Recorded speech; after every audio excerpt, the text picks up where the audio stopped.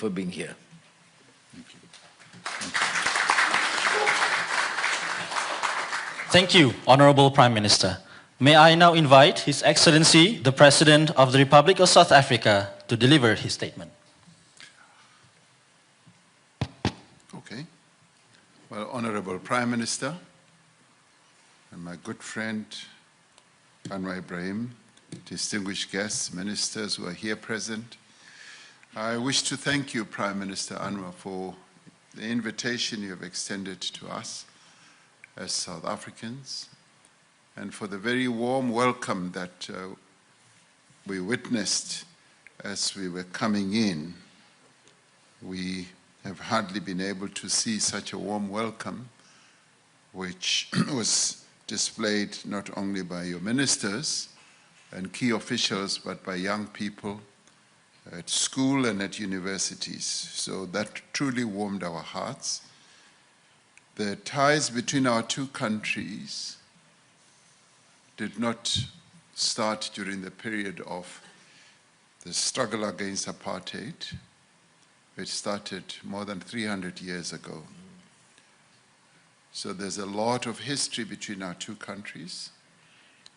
Our nations are bound together by ancestry and a shared resistance to the atrocities of slavery and colonialism. One of my former ministers, who is now writing a book about his own family, traces his history, his family history to Malaysia, and how his forebears were taken to South Africa as slaves, and he has been able to trace it in great detail, which in many ways speaks to the bonds between our two countries. So when we come to Malaysia, it's like coming home. Much as there are memories of sadness, but it is like coming home. And we'd like to thank you for inviting us to come. As the people of South Africa, we will forever remain grateful to the people and the government of Malaysia for your support in our struggle for freedom, but also in the formative years of our democracy. So this meeting today constitutes an important step towards what I would call revitalizing and strengthening our relations. We have reconfirmed that trade and investment opportunities need to be expanded between our two countries, particularly during this period of geopolitical tensions and challenges, where trade is being used as a weapon. We do believe, as you do too, that we need to expand our market base, and having been so closely related to one another and it tapered down over the years, we would like to recalibrate that and make sure that our ties get stronger and stronger. So South Africa will strive to further strengthen our existing collaboration in the many areas of common interest. The momentum which these consultations have generated should not be lost.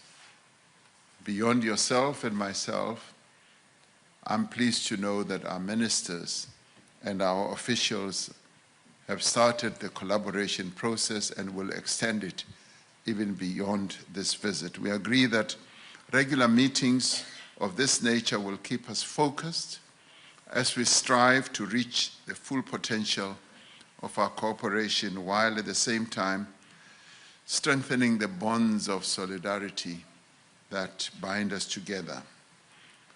So South Africa attaches great importance to its relations with Malaysia.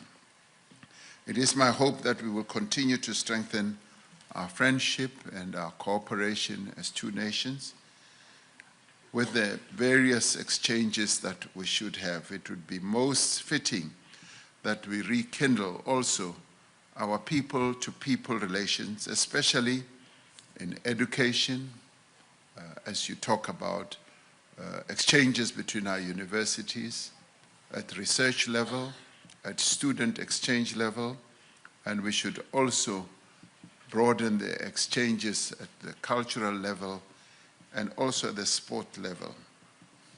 And of course, you know what a great sporting country we are. We win world championships, not that we're here to boast, but that's the reality. A number of foreign policy issues were also touched upon, as you have also touched on, and these include the situation in the Middle East and particularly Palestine. We are deeply grateful for the support that you have given to South Africa, as South Africa demonstrated its support for the people of Palestine. As you correctly said during our bilateral meeting, our support for Palestine was not just a fanciful act. It is born out of our own experience during our consultation or bilateral.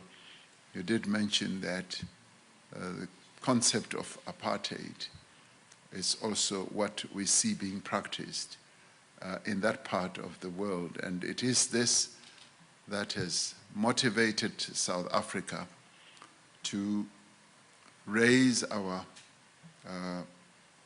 complaint to the International Court of Justice, a move that you have supported us in, much as it has been risky and fraught with a lot of opposition. But we thank you for acknowledging that it was a courageous move on our part, and we will continue to seek justice for the people of Palestine, like the world sought to see justice for us as South Africans when they also went to the United Nations to declare apartheid a crime against humanity. And we, seeing the genocide that is unfolding in Gaza, saw fit that we should act in the same way that the world acted when they opposed apartheid. And we count you as one of those countries that joined in the opposition against apartheid and also against what is happening in Gaza. We together engage in a number of multilateral forums where at a diplomatic level we work together, and we obviously want to deepen that. And our pull-aside meeting in Brazil led to this rekindling of the relationship between South Africa and Malaysia. And we agreed that we need to strengthen our relations as we strengthen the South-South relations at a global level. And we also discussed how South Africa, as being part of the AU and SADC, can be closely linked to ASEAN. And in this regard, I would like to thank you for inviting South Africa to participate in the ASEAN Summit, which we are grateful for.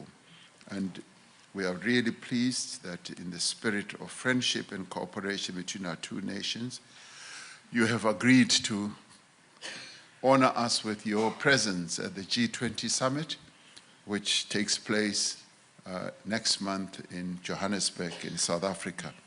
And we await to welcome you there together with the business delegation that you are going to bring, which will help to solidify our relations at a trade and investment level. And our ministers are going to be fully engaged in crafting memoranda of understanding in a number of areas, in defense, in trade and industry, in agriculture, in areas such as halal foods, and so forth. So we need to upgrade the trade between our two countries.